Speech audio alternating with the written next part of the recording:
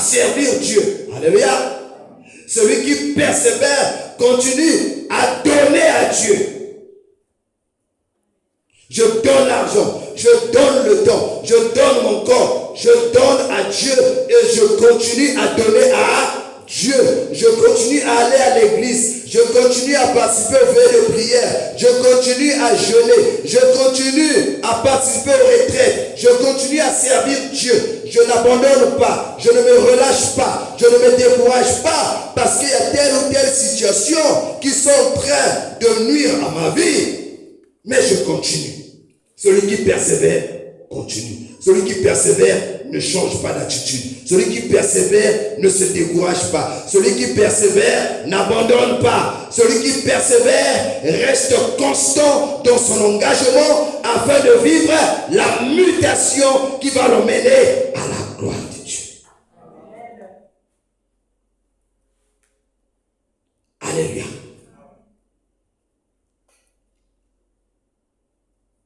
Et cette persévérance produit quoi? La victoire. Amen. Et cette victoire t'emmène à l'espérance. En réalité, celui qui persévère rentre dans la dimension de la victoire. Parce que personne ne peut s'engager à persévérer s'il ne croit pas que le miracle est là. Amen.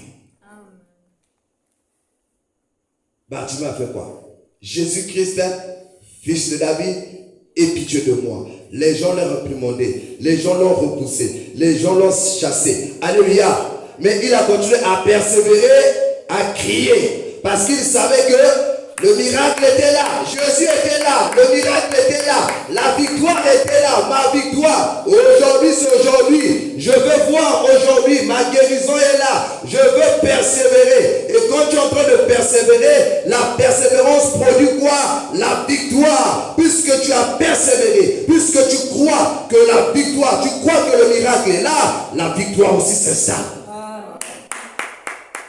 Et puisque la victoire s'installe, tu continues maintenant à espérer. Amen.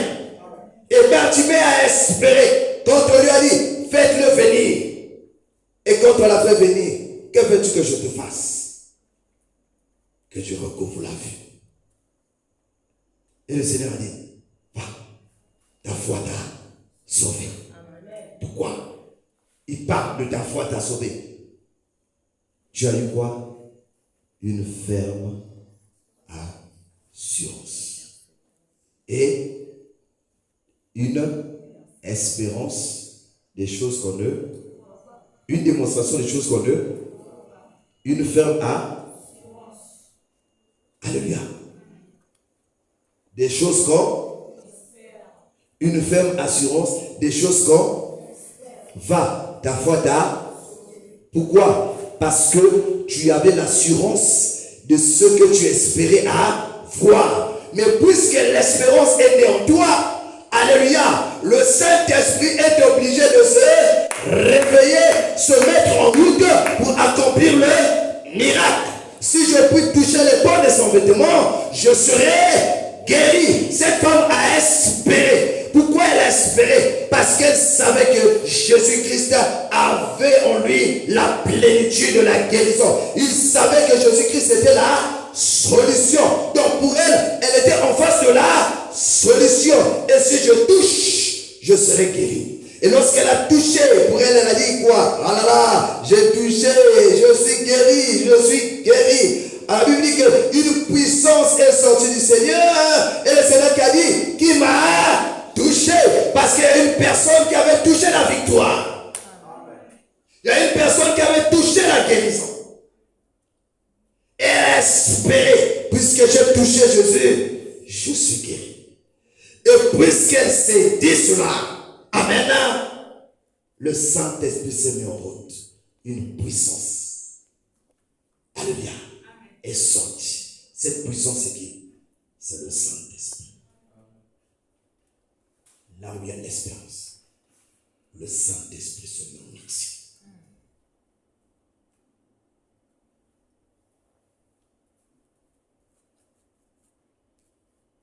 Ton espérance, ta persévérance va t'emmener à la victoire. Et la victoire, l'espérance. Et l'espérance ne trompe pas. Parce que là où il y a l'espérance, le Saint-Esprit se met en œuvre, transforme et change les choses. Et je crois que Dieu est capable de transformer ta vie. Dieu est capable de te révéler la force.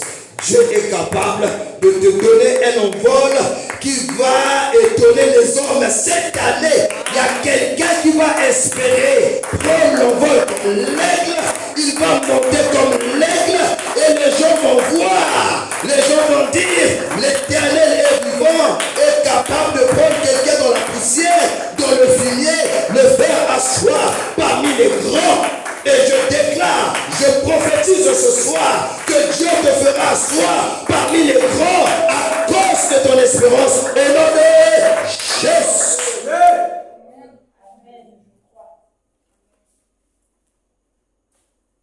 Ne te fie pas à tout ce que tu rencontres aujourd'hui, mais espère, persévère et espère, et tu vivras la gloire de Dieu. Amen.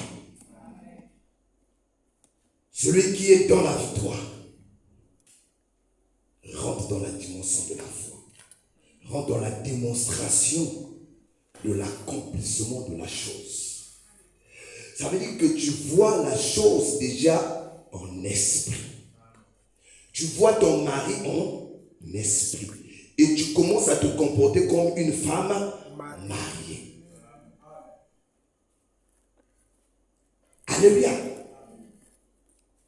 Je demande à Dieu d'être directeur, mais je dois commencer à me comporter. Reçois ton mari au nom de Jésus. Alléluia. Je dois commencer à me comporter comme un directeur. Mon attitude doit changer.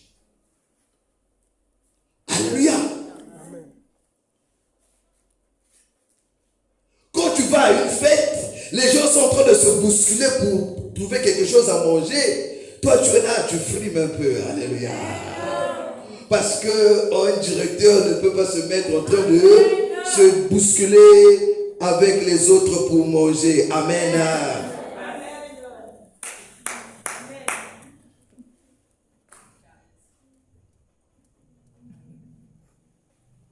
Comme dit le bishop, quand tu es pasteur, il faut avoir le charisme. Amen. Vous savez,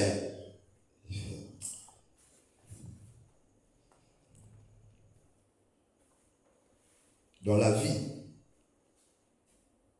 il a dit quoi? Le royaume des cieux appartient à qui?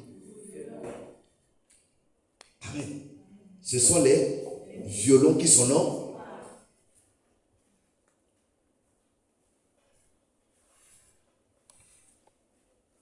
Même si je n'avais pas cette position